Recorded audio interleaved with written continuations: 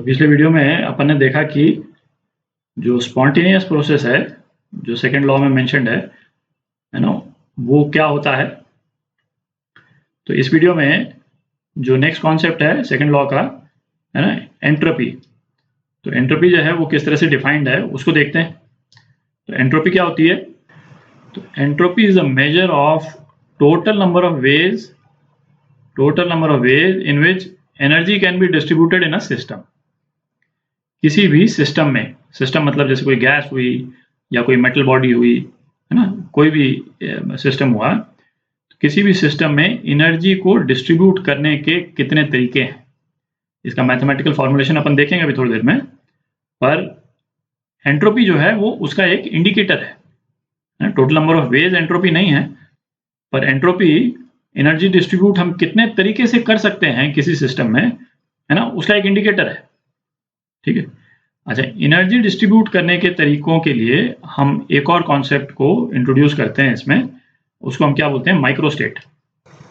और माइक्रोस्टेट क्या हुआ? Each possible way in which energy can be distributed in a system is called a microstate. ठीक है। अच्छा, ये माइक्रोस्टेट का ऑब्वियसली कॉन्सेप्ट जो है थोड़ा सा ट्रिकी है, तो एक बिल्कुल सिंपल सा एग्जांपल लेते हैं, तो उससे माइक्रोस्टेट का जो कॉन्सेप्ट है ना, वो क्लियर हो जाएगा। तो अपन एक बिल्कुल ही सिंपल सा एग्जांपल लेते हैं, और आप ये अप्रिशिएट कीजिएगा कि इतने से सिंपल से एग्जांपल में भी एंट्रोपी को कैलकुलेट करना और एंट्रोपी चेंज को कैलकुलेट करना कितना ट्रिकी प्रोसेस है। ठीक है। तो लार्ज सिस्टम्स में तो कितना ट्रिकी होगा इसको आप इमेजिन कर सकते हैं। ठीक है। तो यहाँ पे दो चेंबर्स ले लिए अपन ने, और दोनों चेंबर में किसी गैस के 4 मॉलिक्यूल हैं। आप सोचिए कितना सिंपल सिस्टम अपन ले रहे हैं, केवल 4 मॉलिक्यूल हैं। ठीक है। अच्छा, मॉलिक्यूल जो है रैंडम मोशन कर रहे हैं। इस गैस का टेम्परेचर सपोज T1 है और इस गैस का टेम्परेचर T2 है। ठीक है। T1 जो है वो सपोज T2 से ज़्यादा है। ठीक। अच्छा, इस गैस की टोटल इंटरनल एनर्जी जो है वो क्या होगी? U1 बोल देता हूँ, ये पहले वाली गैस जो है 3/2 RT। ठीक है। ये सपोज 10 यूनिट है। टोटल एनर्जी जो है पहले वाली गैस में सपोज 10 यूनिट है, और जो दूसरी वाली गैस है ये 3/2 RT1 होगा। इसकी टोटल एनर्जी, इंटरनल एनर्जी क्या है? 3/2 RT2। ठीक है। मोनोएटॉमिक गैस मान लीजिए दोनों को, और ये सपोज T2 जो है वो कम टेम्परेचर पे है, जो सेकंड गैस है कम टेम्परेचर पे है, तो सपोज 2 ही यूनिट इसको अवेलेबल है सेकंड गैस को, और 10 यूनिट जो है वो पहले वाली गैस को अवेलेबल है। अच्छा, एनर्जी जो है वो क्वांटाइज्ड है। ये भी एक इंपॉर्टेंट कॉन्सेप्ट है जो सेकंड लॉ के साथ में यूज होता है। क्वांटाइजेशन ऑफ एनर्जी जो है वो आप मॉडर्न फिजिक्स में ज़्यादा देखिएगा, है कि नहीं, जब फोटो इलेक्ट्रिक इफेक्ट करेंगे अपन। बट क्वांटाइज्ड एनर्जी के क्वांटाइज होने का मतलब ये हुआ कि एक छोटी यूनिट होगी एनर्जी की, उससे कम यूनिट एनर्जी कोई भी होल्ड नहीं कर सकता है। ठीक है। तो इसमें एनर्जी का जो क्वांटा है वो हम क्या मान रहे हैं? 1 यूनिट, है ना। 1 quanta is equal to 1 unit. मतलब ये है कि कोई भी मॉलिक्यूल हाफ यूनिट एनर्जी नहीं रख सकता है, या 1.5 यूनिट एनर्जी नहीं रख सकता है ना। 1 के मल्टीपल में ही रखेगा, 1 2 3 4, है ना, इस टाइप से ही रख सकता है केवल। ठीक है। इनिशियल स्टेज में जो दोनों गैसेस में का जो नंबर ऑफ माइक्रोस्टेट्स हैं, है ना, वो कैलकुलेट करेंगे, उससे आपको आइडिया लग जाएगा, मतलब माइक्रोस्टेट्स का एक रफ आइडिया लग जाएगा। ठीक है। तो अपन माइक्रोस्टेट्स कैलकुलेट कर रहे हैं। अच्छा, माइक्रोस्टेट्स को कैसे डिनोट करते हैं? हम ओमेगा से डिनोट करते हैं। ठीक है। ये है माइक्रोस्टेट्स इनिशियल। ठीक है। पहले गैस 1 के लिए कैलकुलेट करते हैं। तो हमारे पास में 10 यूनिट एनर्जी है, हमको डिस्ट्रीब्यूट करना है 4 मॉलिक्यूल्स में। तो हम ऐसा कर सकते हैं कि इस वाले मॉलिक्यूल को हम दे दें 4 यूनिट, इस मॉलिक्यूल को हम दे दें 2 यूनिट, और इसको 1 यूनिट दे दें, है ना, और इसको जो है वो हम 3 यूनिट दे दें। ठीक है। ये एक तरीका हो गया, एनर्जी डिस्ट्रीब्यूशन का एक तरीका हो गया। और ये क्या है? ये एक माइक्रोस्टेट है ये। ठीक है। अब हम किसी दूसरे तरीके से भी हम एनर्जी डिस्ट्रीब्यूट कर सकते हैं कि भाई ये वाला जो मॉलिक्यूल है इसको 4 दे दें, है ना, इस वाले को 1 दे दें, इसको 0 दे दें, बाकी इसको दे दें, है कि नहीं, वो क्या, वो दूसरी माइक्रोस्टेट हो जाएगी। ठीक है, तो इस वाले केस में n जो है उसको हम डिफाइन कर रहे हैं नंबर ऑफ एनर्जी यूनिट्स जो हमारे पास अवेलेबल है, और वो है 10, है ना, और k को डिफाइन कर रहे हैं हम नंबर ऑफ मॉलिक्यूल्स। ठीक है, तो इस तरह से n एनर्जी यूनिट्स को k मॉलिक्यूल्स में डिस्ट्रीब्यूट करने का जो तरीका है, तो इसका एक्सप्रेशन क्या होगा, ये आप, है ना, मैथ्स में जब परम्यूटेशन एंड कॉम्बिनेशन करेंगे, है ना, उसमें आप देखिएगा, तो उसमें मतलब ये सबसे सिंपलेस्ट एग्जांपल होगा उस चीज़ का। उस तरह के एग्जांपल्स होंगे कि सपोज, है ना, 4 लोग हैं और हमारे पास में 10 एप्पल्स हैं, तो 10 एप्पल्स को 4 लोग में डिस्ट्रीब्यूट करने का क्या तरीका होता है कि नहीं, तो वो थ्योरी वगैरह तो वहाँ पे पढ़ेंगे, उसका जो रिजल्ट है उसको मैं यहाँ पे लिख देता हूँ। तो वो एक्सप्रेशन क्या होता है, n plus k minus 1 Cn। ठीक है, तो ये क्या हो गया, n यहाँ पे कितना है, 10 प्लस 4 माइनस 1 C10, इसका मतलब 13 C10 हो गया। ठीक है, और इसको यदि हम कैलकुलेट करेंगे तो ये क्या आएगा, 13 इंटू 12 इंटू 11 अपॉन 3 इंटू 2। ठीक है, basically 13 factorial upon 10 factorial 3 factorial. ठीक है, तो यही हो गया बेसिकली। तो ये कितना हो जाता है, तो ये हो जाता है 286 हो जाता है। ठीक है, तो इसी तरह से हम गैस 2 के लिए कैलकुलेट कर सकते हैं। गैस 2 के लिए, गैस 2 में नंबर ऑफ मॉलिक्यूल्स k तो सेम ही है, n जो है वो कितना हो गया, n जो है वो 2 हो गया, तो n की वैल्यू जो है वो 2 हो जाएगी। तो number of ways of distributing 2 energy states in 4 molecules. तो इसमें बेसिकली क्या होगा कि जैसे इसको 1 दे दिया, इसको 1 दे दिया, इसको कुछ दिया ही नहीं। ठीक है, 0 एनर्जी, हाइपोथेटिकल सिचुएशन ऑब्वियसली। ठीक है, तो ये डिस्ट्रीब्यूट करने के तरीके कुल कितने हो जाएंगे, 2 प्लस 4 माइनस 1 C2।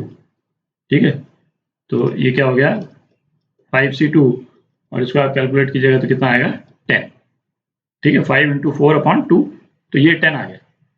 तो नंबर ऑफ माइक्रोस्टेट्स 286 पहले गैस में, और दूसरी गैस में कितने, 10।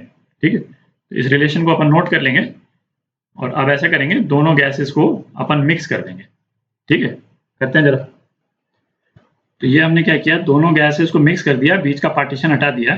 ठीक है, बाउंड्री वॉल हटा दी, तो टोटल एनर्जी जो थी, अच्छा सपोज ये इंसुलेटेड है ना, ये बाउंड्री जो है गैस की ये इंसुलेटेड है, तो टोटल एनर्जी जो दोनों गैसेस में शुरू में 12 यूनिट थी, 10 यूनिट इसमें, 2 यूनिट इसमें, तो अब जो है ये पूरा कॉम्बिनेशन इसमें 12 यूनिट हो जाएंगी। तो अब ये एनर्जी तो जो है वो डिस्ट्रीब्यूट हो जाएगी यूनिफॉर्मली थ्रू आउट। ठीक है, तो यूनिफॉर्मली डिस्ट्रीब्यूट होगी, तो ये जो 4 मॉलिक्यूल्स हैं, ये वाले जो 4 मॉलिक्यूल्स, इनके पास में हम मान सकते हैं कि 6 यूनिट एनर्जी आ जाएगी, और ये जो मॉलिक्यूल्स थे जो पहले राइट हैंड साइड में केवल 2 यूनिट एनर्जी पे थे, इनके पास भी 6 यूनिट एनर्जी आ जाएगी। ठीक है, क्योंकि एनर्जी जो है यूनिफॉर्मली डिस्ट्रीब्यूटेड है।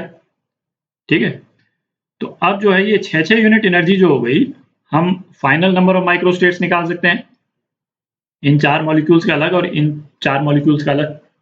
ठीक है, तो ये गैस 1 वाले जो मॉलिक्यूल्स थे, हालांकि हम मिक्स हो गए, तो उनके नंबर ऑफ माइक्रोस्टेट्स कितने हो जाएंगे, again n plus k minus 1 Cn is equal to, n कितना हो गया आपके पास, 6 हो गया।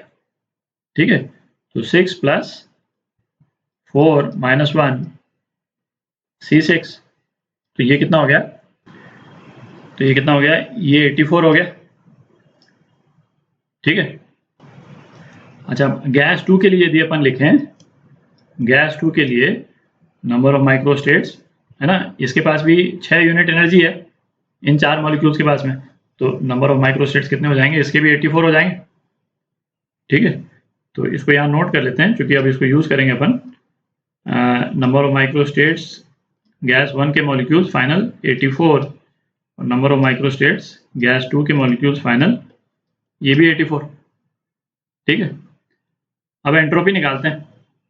तो एंट्रोपी का जो मैथमेटिकल रिलेशन है वो किस तरह से डिफाइंड है, एंट्रोपी किसी भी सिस्टम की वो डिफाइंड है K और के क्या है, बोल्ट्जमैन कांस्टेंट, ठीक है, ये तो आप फैमिलियर हैं बोल्ट्जमैन कांस्टेंट से, के बी लिख दूं आप चाहें तो, और natural log number of microstates.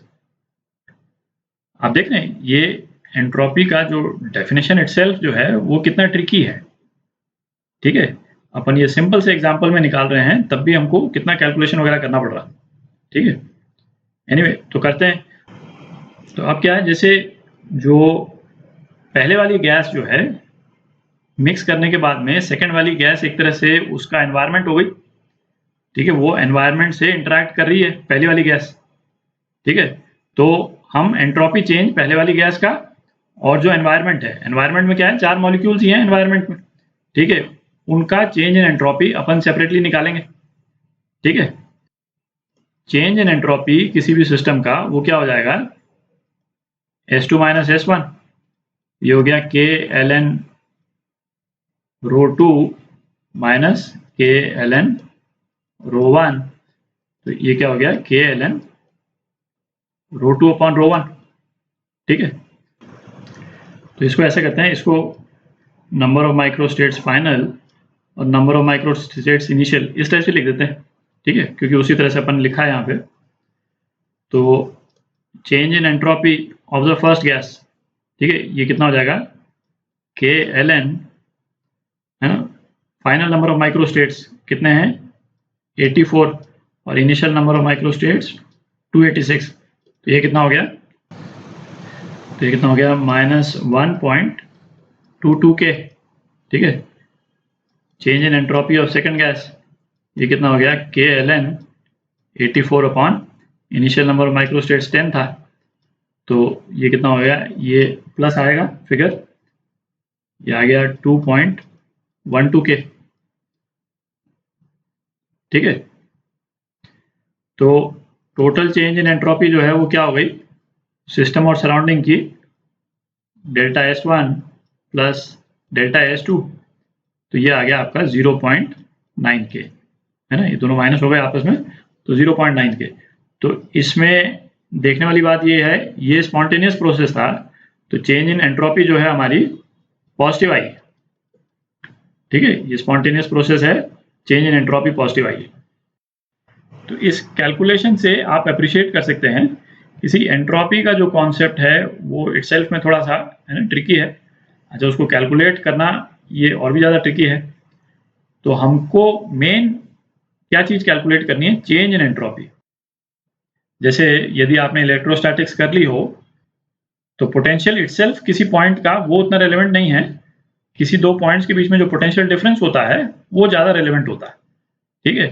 तो अगले वीडियो में ऐसा करेंगे, चेंज इन एंट्रोपी, है ना, डेल्टा एस निकालने का एक और तरीका देखेंगे, है ना, जो आप अप्रिशिएट कर सकिएगा कि इससे कहीं ज़्यादा सिंपलर है, और फिर उसको यूज़ करके फिर कुछ एग्जांपल्स और करेंगे, ठीक है।